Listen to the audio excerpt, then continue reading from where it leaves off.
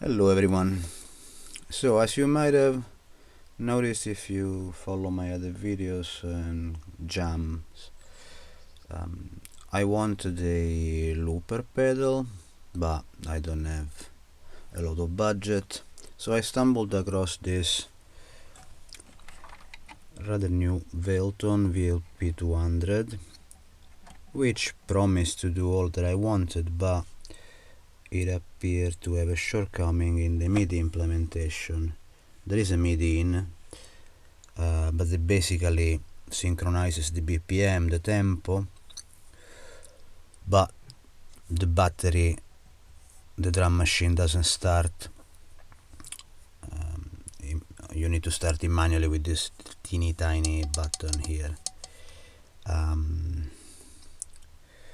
So it doesn't start together when the other sequencer starts, and just hitting it in time, it's possible, but it's quite tricky and doesn't always work. I mean, you miss the beat at times. But besides the MIDI interface, it also has a control jack for connecting a pedal, another pedal to the pedal. A pedal like this, with the button that's a bit bigger. And that works. So I thought, okay, this is actually an interface and I can abuse it.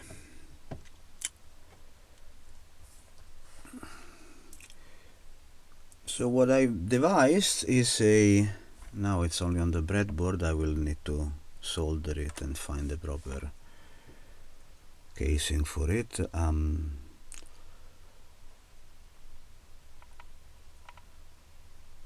This is basically a MIDI interface, a MIDI in interface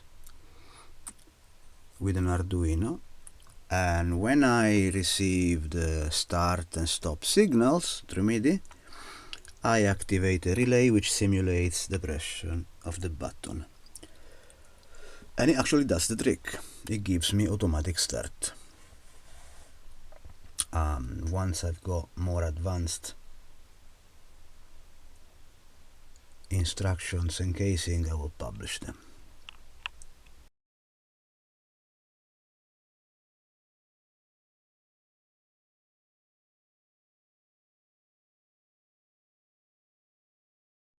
So now when I press play on the sequencer,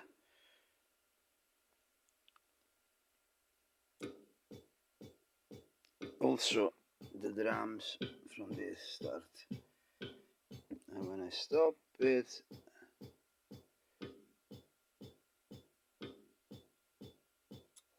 it stops.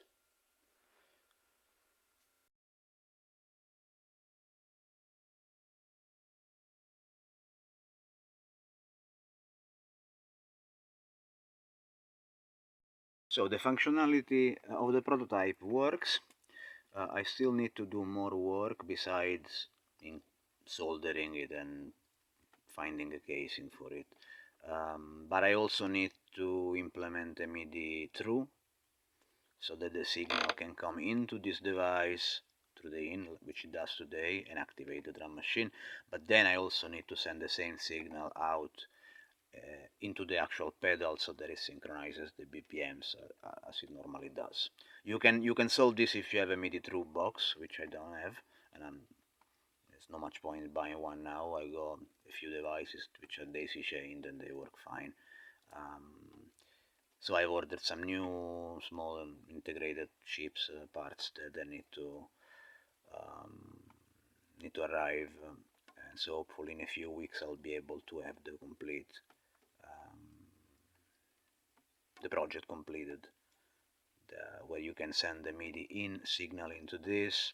It consumes the start and stop messages to trigger the start of the drum machine on the other device, but it also sends MIDI through out, so that device can keep consuming the BPM. It's not super high priority, including the fact that I live in the countryside and it's winter, and as you can see it's rainy. and gray, and when it's like that I don't have a lot of electricity available, not even to solder. But the bottom line is to be resourceful, is to try to do what you can do with what you have and learn in the process. Because as a matter of fact, due to this limitation, back in November, beginning of December, people on other videos in comments about this pedal were complaining about this missing feature and saying that they had returned it and there is crap. It's not crap, it's actually a good pedal. It does quite a lot of things. Of course, it costs less than half than what the competition costs. So it doesn't probably do everything, and they've taken some shortcut.